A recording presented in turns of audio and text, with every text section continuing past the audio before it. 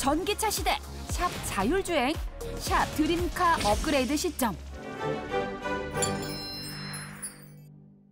네, 안녕하세요. 오토타임즈 오아름입니다. 워낙에 차를 좀 좋아하셨었나요? 사실은 생계형으로 시작을 하긴 했습니다. 지금은 달리는 것들만 봐도 계속 관심이 가요. 그래서 지금 뭐 타고 다니시는지 요거부터 우리 가봅시다. 카니발 타고 있습니다. 아이와 함께. 연예인들, 뭐 아이들 뭐 다 제일 잘 나왔어요. 네, 가장 편해요. 근데 우리가 또 마음속에 우리가 언젠가는 진짜 내가 성공하면 이 차는 타리라. 포르쉐 911을 10년째 사실 드림카로 꼽고는 있어요. 그냥 드림 오브 드림. 꿈만 꾸는.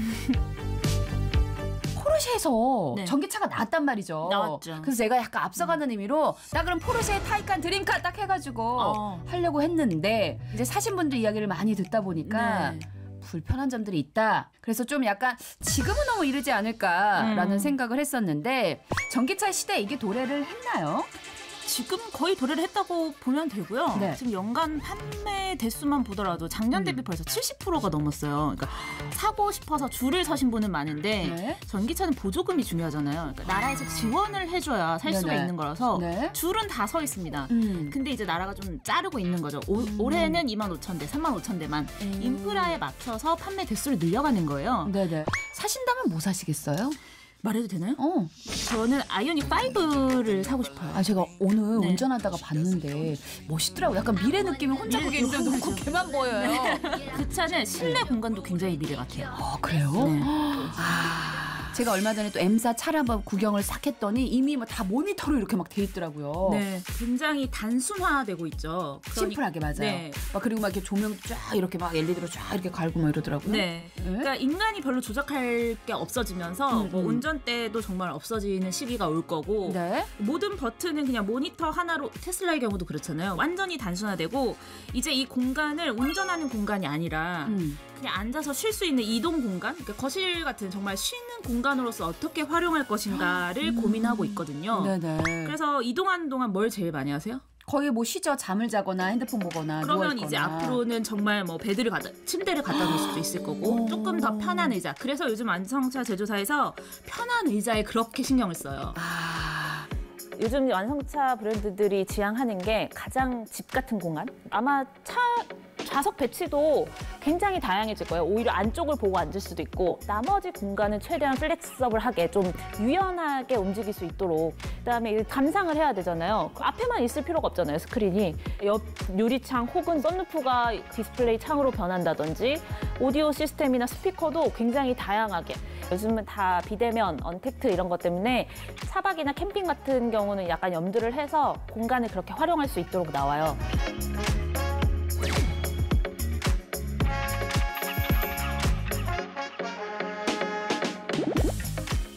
전기차는 배터리에서 어차피 거의 4인 가족이 일주일 정도는 살 수 있는 전력을 공급을 해줘요. 자동차 자체가. 그러다 보니까 그냥 내가 뭐 재택근무다라고 하면 그냥 차 타고 어디 놀러 가서 노트북 같은 거 다 꽂아놓고 일을 해도 되는 거예요. 굳이 내가 집에 있지 않아도 집에 있는 것 같은 방이 하나 더 생긴 것 같은 효과랄까? 냉장고, 커피 머신, 밥통까지 돌리시는 분들도 있어요. 그러다 보니까 너무 많은 기업들이 들어올 수 있는 시장이 된 거죠. 너무 큰 메가 트렌드여서 어떤 기술 기업이든 대부분 다 이 미래 자동차는 차세대 먹거리라고 생각을 하고 있어요. 전기차 문제는 이제 충전이에요. 충전을 풀 충전을 해도 가격은 정말 저렴하더라고요. 지금은 거의 3분의 1 수준도 안 되니까 굉장히 저렴하죠. 1년에 2만 킬로미터를 달릴 경우 휘발유는 246만 원, 반면 전기차는 30만 원이 채 안 듭니다. 근데 풀 충전을 했을 때 얼마나 가느냐? 전기차의 경우에도 배터리가 좀 더 크면 더 오래 가는 거예요. 근데 배터리가 너무 무거워지면 차가 무거워지면서 오히려 효율이 조금 떨어질 수 있어요. 그래서 중요한 게 뭐냐? 사람들이 오히려 효율을 좋아하지 않나요? 이게 경유차를 타면서도 이게 리터당 10km를 가는지 20km를 가는지 사실 이게 더 중요한데 요즘 전기차 사시는 분들은 한 번 충전해서 400km 가냐 300km 가냐를 굉장히 중요하게 생각을 하세요. 그거 물어봤어요. 근데 사실은 킬로와트 시당 얼마나 갈 수 있냐를 좀 이제. 근데 문제는 이제 막 달리다가 예를 들어서 방전이 돼버렸어요. 그러니까 제가 아는 지인은 막 가는데 충전이 갑자기 뚝뚝 떨어지더래요. 그래서 열선 끄고 막 에어컨 끄고 했다는데 갑자기 그러다 방전되면 이건 어떻게 되는 거예요? 방전되면 얘는 사실 주유처럼 바로 이게 급유가 안 되잖아요. 네네. 그래서 와서 충전을 조금 해줘요. 한 10km 정도. 네, 긴급 출동 서비스가 있습니다. 제조사에서 요즘 전기차 충전할 수 있는 충전차가 와요. 와서 이제 충전을 한 10km 정도 해주면 네. 가까운 이제 충전소 가서 충전을 다시 하고 달릴 수 있는 거죠. 몰랐던 부분이네요. 네. 그렇다면 우리가 사실은 이제 전기차에서 아직 해결 못한 과제. 한 온라인 커뮤니티에 올라온 사진입니다. 전기차 한 대가 충전 중인데요. 그런데 자세히 보니 소화전에 콘센트를 꼽아 충전하고 있습니다. 전기차는 물론 전기 오토바이까지 소화전에 빈 콘센트가 자동차의 먹잇감이 되고 있다는데요. 가장 중요한 건 인프라입니다. 인프라, 충전 인프라. 우리나라가 아직 아파트가 굉장히 많다 보니까 개인적으로 충전할 수 있는 공간들이 없어서 문제가 되는 거예요. 네네. 뭐 이제 옛날 아파트 같은 경우는 사실은 전기차 충전기가 거의 없죠. 그래서 정부에서 말씀하신 것처럼 새로 지은 아파트 말고 기존에 있던 아파트에도 앞으로는 의무적으로 충전기를 설치하도록 법을 바꿨어요. 오, 네. 네, 그래서 이제는 좀 구축 아파트도 충전기를 설치하실 수가 있어서 조금은 편해질 것 같고요. 네. 제가 조금 말씀드리고 싶은 건 이런 옆에 충전기가 있을 때 구매를 하시는 거예요. 그렇죠. 네. 제가 앞서가지고 살려고 그러다가 갑자기 거의 1km는 가야지 있어야 되는 상황이라면 정말 심란할 것 같긴 해요. 아니에요. 추울 때 막 덜덜덜 떨면서 시동 끄고서 30분을 앉아 있어야 된다는 얘기 듣고 충격을 받긴 했는데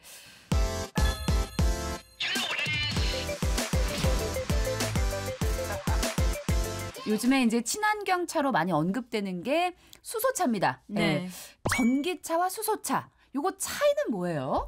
수소차도 사실 수소 연료 전지차예요. 얘도 전기차인데 얘는 수소를 우선 탱크를 싣고 다녀요. 수소 탱크가 달리면서 이제 공기 중에 산소가 있잖아요. 산소하고 반응을 해서 전기를 만들어내서 전기로 달리는 거예요. 오, 네. 같은 맥락에서 전기차인 것은 거의 비슷합니다. 승용차의 경우에는 아마 전기차가 득세를 할 거고요. 상용차, 큰 차 있죠. 네네, 큰 차 이런 애들은 짐 싣고 뭐 고속도로 많이 타는 그런 차들의 경우에는 수소차가 아마 더 많을 겁니다. 왜냐하면 수소차의 경우에는 탱크만 크게 만들면 무한정으로 달릴 수 있어요. 굉장히 먼 거리를. 네네. 네. 그리고 아무래도 큰 차에 상용차에 싣다 보면 무게에 대한 부담이 조금 적어지기 때문에 네. 오히려 전기보다는 수소가 더 알맞다라고 봅니다. 이제 부동액 한 잔 드시고 가세요. 네. 겨울에는 좀 부동액이 필요한데 색깔이 딱 부동액이죠. 부동액 맛은 있을 겁니다. 예. 미래의 자동차 하면 가장 먼저 떠오르는 건 자율주행차입니다.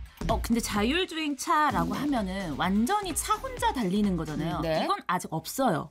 자동차 혼자. 반자율인가요? 네, 그렇죠. 이게 자율주행차가 0에서 5단계 정도까지 나뉘는데 네네. 지금은 뭐 2, 3단계 정도예요. 뭐 조금 높아봐야 한 3, 4단계 정도라고 네네. 보시면 되는데 지금 가장 그래도 이제 일반 소비자들이 많이 탈 수 있는 게 테슬라 같은 맞아요, 경우. 테슬라. 저도 그 지인이 그 테슬라를 타고 있어가지고 고속도로 달리는데 손을 딱 떼고 갑자기 간식을 먹으면서 자랑하는 거예요.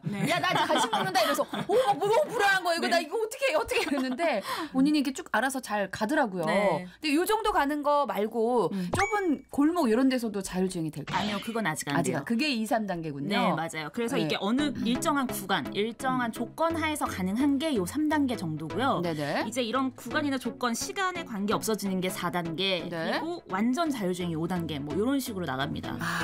자, MBC 근처 상암이요. 10월부터 자율주행 버스를 운행한다는 얘기를 들었습니다. 네, 근데 여기서 포인트는 뭐냐면요. 네. 자율주행 버스, 그리고 상암이라는 전제 조건이 있어야 돼요. 네네. 버스라는 건 일정한 구간을 달린다는 의미잖아요. 그렇죠. 같은 코스. 그렇죠. 정해진 구간, 그리고 상암이라는 정해진 지역, 네. 뭐 정해진 시간 이런 것들이 있으면 어느 정도 자율주행은 가능합니다. 이건 멀지 않은 얘기예요. 그래서 보편화를 어떤 시점이라고 먼저 볼 거냐. 버스의 자율주행 상용화라고 하면은 기대보다 훨씬 더 가까울 거고 뭐 아까 말씀하신 테슬라처럼 일반인의 자율주행이라고 하면 굉장히 멀어질 거고.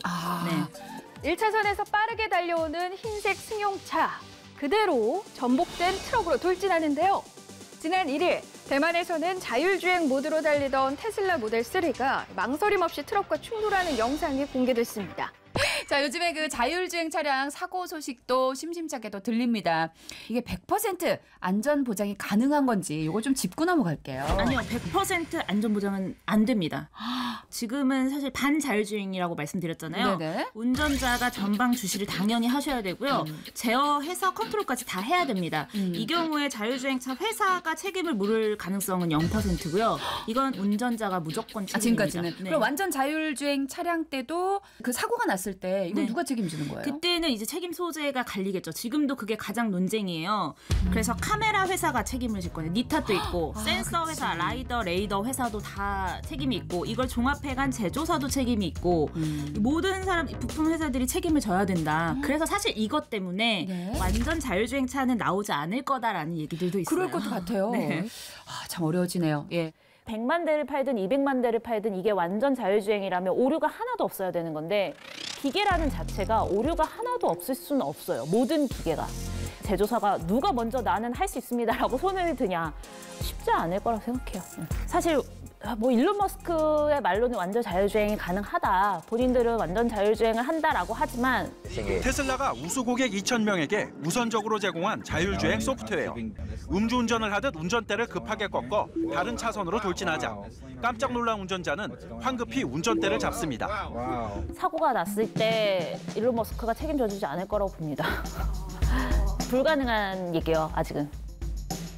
전기차, 이건 오해야, 오해! 전기차 혹은 자율주행차는 해킹의 위험이 크다. 오, 네. 맞아요? 네, 해킹 위험이 굉장히 큽니다. 판단 자체를 컴퓨터가 하니까 그냥 네? 컴퓨터 해킹하듯이 하면 되는 거예요. 그러면 누군가가 예를 들어서 아기를 품고 네. 가만두지 않겠어서 그 전날 다 이렇게 만져놔. 사고 나게끔. 네, 이미 경우도 그런 생기고. 경우가 있었어요. 있어요? 근데 심지어 그렇게 어마어마한 해커가 아니고 중학생쯤이었던 것 같은데 중학생이 장난으로 어떤 차에 이 해킹을 해서 네. 실제로 뭐 신호까지 걸고 그래서 보안이 굉장히 중요한 문제예요. 지금은 자율주행차 시대에는 이 보안을 어떻게 할 것인가가 굉장히 트렌드로 떠올라 있습니다. 4차 산업혁명, 뭐 미래시대 이런 거 하면서 좀 가려져 있는 게 보안 기술이라고 생각하거든요. 보안 기술. 네. 대형 배터리를 단 전기차는 사고 나면 끝장난다. 이게 상대적인 건데 네. 내연기관 대비 전기차는 조금 더 위험하다. 네, 맞습니다. 오. 내연기관을 이제 화재를 진압하는데 약 1000리터의 물이 필요하다라고 네. 하면 전기차는 10배 이상 필요해요. 10,000리터 정도가 필요해요. 불이 진압이 안 된다는 얘기거든요. 그래서 배터리 전기차의 경우에는 거의 한 번 불나면 전소. 약간 이런 완전 위험이 좀 타는구나. 크긴 해요. 네. 근데 저는 전기차 화재 사고 난 뉴스를 많이 보는데 유독 왜 전기차 화재 사고가 많은 건지. 네, 그것도 이거는 궁금해요. 아무래도 뉴스의 프레임상의 문제이기도 해요.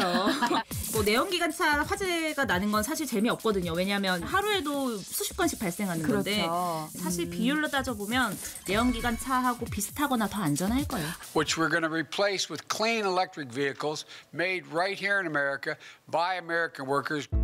영국은 2030년, 중국은 2035년까지 내연기관 차의 판매나 생산을 중단하기로 했습니다. 당장 서울시도 2035년부터 내연기관 차량의 신차 등록을 중단할 계획입니다. 5년 뒤엔 네덜란드와 노르웨이가, 10년 뒤면 중국과 독일, 인도도 내연기관차 판매를 중단할 예정. 2035년쯤엔 전기차 시장 점유율이 내연기관차를 넘어설 거란 전망이 나옵니다. 앞으로는 미래에 그 엔진으로 달리는 차는 그럼 완전히 없어지는 건지 또 그럼 그 전까지 그 자동차만 만들어왔던 우리 역사 깊은 회사들은 네. 어떻게 뭐 먹고 사나요? 이제 본인들도 먹거리를 준비를 해야죠. 그래서 가만히 있지는 않고요. 네. 최대한 우선 본인들이 갖고 있는 내연기관은 길게 가져갈 거예요. 뭐 하이브리드라든지 PHEV, 뭐 플러그인 하이브라든지 그럼에도 불구하고 전기차 시대에는 대비하지 않을 수가 없기 때문에 실제로 뭐 M사, B사 모두 다 2030년에서 35년이면 전기차로 100% 이제 전환하겠다라는 계획이 있기 때문에 지금 뭐 테슬라가 너무 앞서간다고 해서 나머지 이런 제조사들이 가만히 손 놓고 있는 거 아니거든요. 사과차는 나올 수 있어도 샘송차는 나올 수 없다라는 얘기가 있던데 이건 어떤 얘기인가 너무 슬프다. 애플카가 진짜 나올 거냐, 현대랑 손을 잡는다, 기아랑 손을 잡을 거다, 뭐 이런 얘기가 굉장히 많았어요. 네. 애플도 아마 자율주행 관련해서 본인들이 이미 OS가 굉장히 탄탄하잖아요. 네. 그래서 뭐 나올 걸로 얘기를 하고 있는데 삼성은 모든 것들은 다 갖추고 있어요. 자동차에서 정말 엔진 빼고는 나머지는 다 맞아요. 대체로 다 있거든요. 네네. 그럼에도 불구하고 당장 삼성은 아직까지는 자동차를 만들 수가 없는 게 네? 자동차 업체에 이미 납품을 너무 많이 하고 있어요. 의뢰 입장이 너무 강한 거예요. 그래서 갑자기 삼성이 자동차를 만든다라고 했을 때 갑자기 줄을 끊어버릴 그런 완성차 업체들의 눈치를 볼 수밖에 없지. 대삼성도 눈치를 보지 않을 수가 없습니다. 그렇기 때문에 아마 뭐 삼성차라는 건 굉장히 먼 미래의 얘기일 거고 애플카가 나온 그렇게 납품하는 게 더 쏠쏠할 수 있어요. 그러니까 리스크 괜히 안고 가지 말고 큰 사업하지 말고. 네. 네. 그래도 좀 자랑스럽게 샘송 차면은 나오면 좀 자랑스럽잖아요. 우리나라에 또 전기차가 새로 나온다는 게. 근데 이제 애플카와 샘송카가 있을 때 밑을 붙어야지 또 누굴 선택할 것인가. 또 이제 그게 근데 영원한 숙제예요. 네. 제가 써보니까 저도 지금 이제 애플을 쓰고 있지만 삼성 저희 남편도 또 삼성 쓰고 있는데 삼성은 정말 우리나라 사람들이 제일 쓰기 편한. 내수에선 극강이죠. 네, 극강이고 또 이제 애플은 애플 나름대로 그 느낌이 있어요. 느낌 있잖아요. 감성 그런 게 있어가지고. 예. 어떤 게 강국이냐라고 봤을 때 전기차 시장이 큰 건 중국이에요. 중국이 거의 전기차 시장의 절반 정도. 테슬라 같은 혹은 타이칸 같은 고성능 전기차도 엄청나게 팔리는 시장이고 그런 조그만한 그런 트럭이나 이런 스쿠터처럼 생긴 그런 허접한 전기차도 만들어내는 게 중국이기 때문에 시장 자체로 보면 중국 자체가 전기차는 엄청나게 크고요. 근데 배터리 기술은 당연히 우리나라가 1위예요. 그래서 지금 SK라든지 LG, 삼성이 거의 6위권 안에 3개가 다 포진돼 있기 때문에 배터리 측면에서 전기차를 기술로 본다라고 하면 또 우리나라가 가장 강국이고 근데 자율주행 같은 경우는 조금 얘기가 다른 게 자율주행은 자율주행 차도 중요하지만 자율주행을 가능하게 하는 도로 인프라도 굉장히 중요하고 정책도 얼마나 풀어줄 것인가 이게 가장 잘 돼 있는 건 사실 미국이죠. 미국은 국가적으로도 굉장히 많이 잘 밀어주고 있고 그리고 실리콘밸리에서 기술 기업들도 워낙 많고 보조금이 고갈되는 게 아니냐는 자칫하면 이러다 보조금을 못 받는 거 아닌가 하는 건데요. 전기차 수요가 많아졌다라는 건 현실인 것 같아요. 근데 이게 나라에서는 얼마나 지원을 해주는 건가요, 보조금을? 지금 원래는 과거에는 그냥 모든 차에 동일한 보조금을 줬었어요. 네. 이제 국가 보조금이 있고 지자체 보조금이 있는데 이걸 거의 동일하게 주다가 네. 최근에는 차값에 따라서 조금 나누기 시작했습니다. 그래서 6천만 원, 9천만 원 이런 식으로 나눴는데 6천만 원 이하의 전기차는 100% 다 받아요. 그래서 보조금을. 얼만데요? 최대 800만 원. 많이 진짜 많이 준다. 최대 800만 원. 그리고 서울시가 원래 400만 원이었는데 둘이 합치면 1,200만 원. 대박. 최대 1,200만 원. 안 살 이유가 없네. 그렇죠. 9천만 원까지는 50%. 9천만 원 이상이면 못 받습니다. 비싼 차는 너가 알아서 사라. 그렇죠. 그렇지 부자들은 너희들이 알아서 살아. 네. 이런 느낌인 것 같습니다. 그러다 보니까 오히려 제조사들이 여기서 약간씩 꼼수를 써요. 그래서 예를 들어 테슬라도 5,999만 원. 현대차도 5,990만 원 이런 식으로. 우리 아마 고맙지. 예. 혜택이 더 줄어들면 더 줄어들지 더 늘어나진 않을 거기 때문에 올해만 보더라도 상반기에 서울시에서 보조금을 400만 원이나 줬거든요. 근데 하반기에는 200만 원만 줘요. 전기차를 구매할 생각이 있으시면 고민을 안 하고 그냥 우선 사셔야 가장 싸게 사실 수 있어요. 전기차를 살 때 꼭 따져야 할 부분이 있다면 어떤 게 있을까요? 본인이 항상 출퇴근이라든지 일상 생활을 하는 그런 짜여진 루트들이 있을 거 아니에요. 여기에서 조금 전기차가 벗어나요. 예를 들면 내가 맨날 왔다 갔다 하는 ABC를 거쳐서 저 뒤까지 가야 되는 입장이라면 전기차를 구매하시면 많이 후회해요. 집에 있다가 상암동 왔다가 이렇게 가는 게 똑같으면 괜찮은데 갑자기 김포를 가야 돼. 그쵸. 혹은 나는 또 일산을 가야 돼. 그런 삐죽삐죽하는 부분들이 많으면 비추. 맞아요. 그런 비추예요. 대신에 과천에서 서초동까지 출근길에 이용하던 양재 충전소는 1년 가까이 운영 중단 상태. 밀리는 시내를 20km를 더 달려 여의도 충전소에 도착해도 기다리는 차량이 늘어서 있습니다. 대기 시간만 1시간 이상. 간신히 충전을 마치고 회사에 돌아오면 2시간이 훌쩍 넘습니다. 차를 타고 다니는 게 아니고요. 차를 모시고 다니는 것 같습니다. 대신에 A, B 사이에 있다거나 B, C 사이에 충전소가 있다거나 내 정말 기존의 루틴에서 정말 벗어나지 않을 때 전기차를 구매하셔야 돼요. 처음 살 때는 다들 의지가 충만해요. 아, 전기차 뭐 그냥 거기 가서 뭐 책도 읽고 뭐 유튜브 좀 하다 보면 30분 가지. 라고 생각은 하시지만 몇 번 이게 일상이 되어버리면 아주 짜증나거든요. 급해 죽겠는데 지금 빨리 오라고 난리가 났는데 네. 예. 그렇기 때문에 이게 본인의 일상에 정말 자연스럽게 스며들 때 전기차를 꼭 사시라고 말씀드리고 싶어요. 안 그러면 본인 탓이 아니라 괜히 전기차 탓하거든요. 자, 요거 잘 고민하시고 우리 전기차 구입하려고 생각하시는 분들 참고하시면 좋을 것 같아요. 저의 이제 그런 드림카도 한번 수정을 할 시기가 됐다. 계속해서 타이칸이 사고 싶더라고요. 말을 하는데 네, 확실해졌습니다. 언제 사실 건데요? 제 라이프 사이클에 들어올 쯤에 그래요? 그 가격이 몇 년 후에? 그 가격이 가격이 나는 또 ABC 그걸 구글 생각 아니요.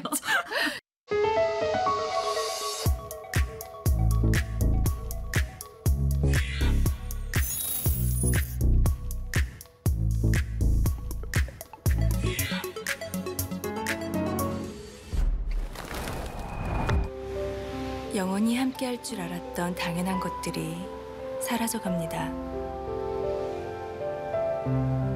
물과 공기, 숲과 바다, 그리고 선량한 동물들. 우리가 살기 바빠 눈길을 돌린 사이 모두가 살기 힘든 곳으로 변해갑니다. 우리가 일상처럼 누리던 것을 우리 아이들에게 물려주기엔 이제 남은 시간이 많지 않습니다. 지구를 위해, 그리고 우리를 위해